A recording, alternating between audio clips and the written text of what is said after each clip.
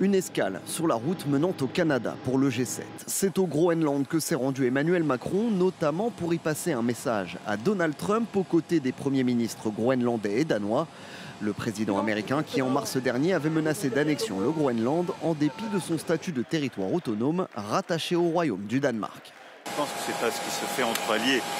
Et donc c'est important de montrer qu'il y a un engagement du Danemark, des Européens, autour de ce territoire qui présente des très grands enjeux stratégiques et dont l'intégrité territoriale doit être respectée. Le président français qui a également rappelé la volonté de l'Union européenne d'accélérer la mise en œuvre d'un partenariat sur les métaux stratégiques. Le Groenland a été replacé au cœur des enjeux géopolitiques dans le contexte actuel et cette vocation pacifique et scientifique de l'Arctique est aujourd'hui menacée.